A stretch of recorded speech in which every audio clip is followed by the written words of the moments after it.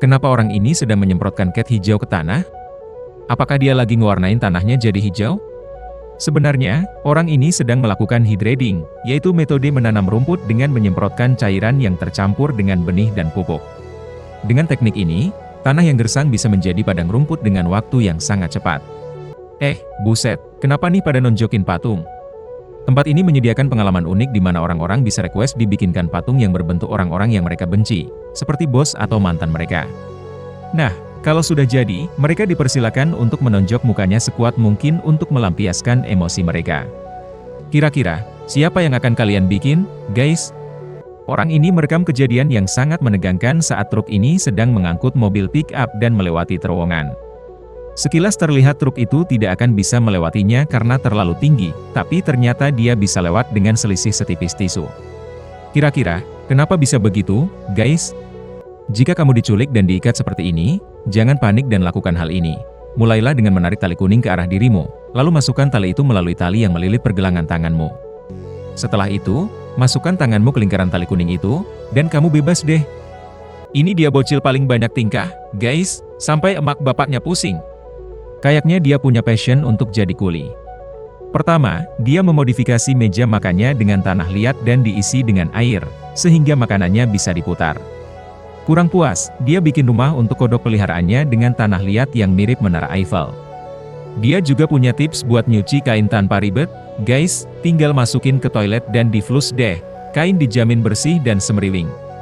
Nah, ini dia karyanya yang paling keren, dia modif mobil bapaknya jadi kayak di film Cars. Bapaknya pun bingung pas mau pakai mobilnya buat kerja, disuruh bersihin dah tuh si bocil. Buat kalian-kalian yang suka bosan pas lagi boker, bisa nih dicoba ide baru ini. Dijamin boker jadi makin seru dan asik, karena kamu bisa main ayunan sekaligus berak. Nah, itu dia risikonya, kalau jatuhnya nggak pas, harus masukin sendiri deh pakai tangan. Kalian tidak akan bisa menggunakan busur panah ini, guys. Ada alasan bagus kenapa orang awam tidak bisa melakukannya. Ini merupakan busur panah Inggris abad pertengahan yang dapat melontarkan anak panah sejauh 300 meter dan dapat menembus baju zirah yang sangat tebal. Untuk menggunakannya, dibutuhkan tenaga yang sangat besar untuk menarik busur ini. Sebagai perbandingan, busur modern yang ada sekarang membutuhkan 22 kg tenaga, sedangkan busur panah Inggris ini membutuhkan tenaga yang sangat besar, yaitu sekitar 40–80 kg. Gimana menurut kalian, guys? Truk merah yang besar ini tiba-tiba masuk ke jalur lawannya dan terlihat sangat ugal-ugalan, seolah mau menabrak kendaraan di hadapannya. Namun, kendaraan yang di depannya tampak tenang dan tidak panik, karena ternyata truk itu sedang mengambil ancang-ancang untuk belok ke kiri masuk ke dalam pabriknya. Inilah pentingnya memikirkan pengendara lain dan tidak egois di jalan raya. Kesadaran dan kehati-hatian saat berkendara sangat diperlukan untuk menjaga keselamatan semua pengguna jalan. Abang ini sangat kreatif. Dia mau camping di hutan, tetapi tidak punya tenda dan tidak bisa membeli tenda karena terlalu mahal. Dia pun punya ide yang sangat di luar norma dengan membeli plastik wrap dan membuat rumah pohon hanya dari itu. Pertama, ia melilitkan plastik itu di 4 pohon untuk menjadi penunjang. Kemudian ia melilitkan plastik di antara penunjang itu untuk menjadi dasar rumah pohonnya. Ia mengetes dengan tidur di atasnya, dan ternyata aman. Akhirnya, ia membuat atapnya dan bagian tembok agar tidak digigit nyamuk. Setelah selesai, dia bisa nyantai di dalamnya sambil menikmati pemandangan sekitar. Kreatif banget, kan?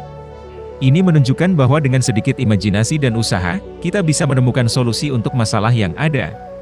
Para peternak ini memiliki cara unik untuk memandikan domba, yaitu dengan melempar domba-domba tersebut ke laut.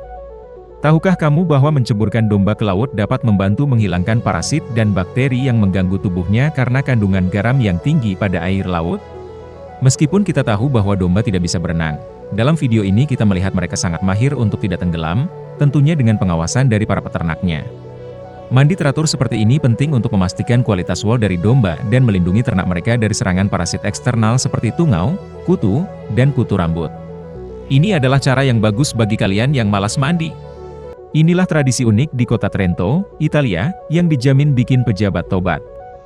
Tradisi ini dikenal sebagai La Toncia, sebuah tradisi tahunan yang telah berlangsung selama lebih dari 500 tahun.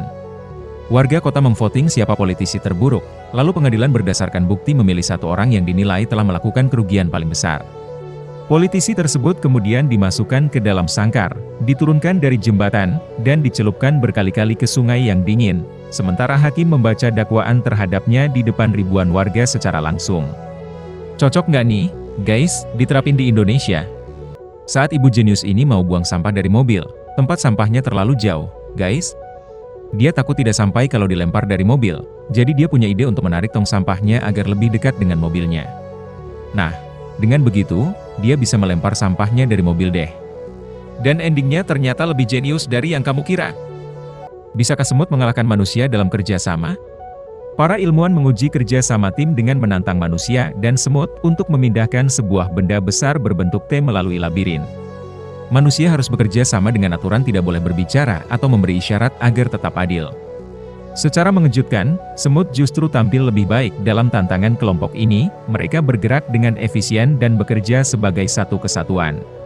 Sebaliknya, manusia menghadapi kesulitan dalam kelompok yang lebih besar, di mana setiap orang ingin memindahkan benda itu sesuai caranya sendiri, yang memperlambat mereka dalam membuat keputusan. Apa pesan moralnya, guys? Pesannya adalah pentingnya kerjasama dan kesatuan dalam mencapai tujuan bersama, serta bagaimana ego dan perbedaan cara dapat menghambat kemajuan. Negara ini punya jalanan paling chaos di dunia, yaitu di Bangladesh. Bis-bis di sini udah kayak Hot Wheels, guys. Semua bis pasti udah penyok dan lecet karena jalan-jalan di sini umumnya sempit, yang menyebabkan seringnya tabrakan antar bis. Bahkan kadang bis di belakang nyeruduk bis yang ada di depannya, guys, untuk rebutan penumpang. Belum lagi pak polisi yang akan memukul bis dengan tongkat kayu untuk menyuruh bis pindah tempat. Mungkin prinsipnya, selama bis itu masih bisa jalan, bis itu akan tetap dipakai. Ini sebabnya kamu jangan pernah percaya semua hal yang ada di internet. Ini adalah salah satu peternakan akun atau bot, yaitu tempat di mana ratusan ponsel digunakan untuk menciptakan aktivitas online palsu. Ponsel-ponsel ini mewakili akun-akun yang mungkin kamu ajak debat di kolom komentar. Mereka juga bisa digunakan untuk like dan share sebuah postingan, menciptakan engagement tinggi, atau bahkan memberi rating di Google. Bahkan, mereka sekarang bisa menghasilkan interaksi yang menyerupai manusia asli dengan bantuan AI. Bagaimana komentarnya, guys?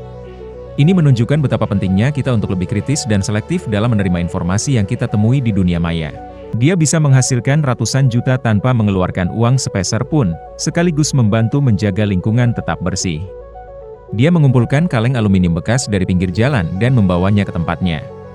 Di sana, kaleng-kaleng tersebut dilelehkan dalam pemanas bersuhu 1000 derajat Celcius, kemudian aluminium yang sudah meleleh dituang ke dalam cetakan untuk dicetak menjadi panci besar. Pelajarannya adalah bahwa dengan kreativitas dan inisiatif, kita bisa menghasilkan nilai ekonomi dari limbah, sekaligus berkontribusi pada pelestarian lingkungan. Ini juga menunjukkan pentingnya daur ulang dan bagaimana tindakan kecil dapat berdampak besar bagi lingkungan dan perekonomian. Di Jepang, operasi sudah bisa dilakukan oleh robot yang dikendalikan oleh dokter dari jarak jauh dengan mengamati melalui kamera beresolusi tinggi. Kali ini, dokter mencoba melakukan operasi pada jagung. Pertama-tama, dia membuat sayatan kecil untuk mensimulasikan robekan pada permukaan jagung, kemudian robot mulai menjahit jagung menggunakan benang mikro. Setiap jahitan dikencangkan dengan lembut untuk memastikan tepi robekan tersambung rapat tanpa merusak struktur jagung yang rapuh.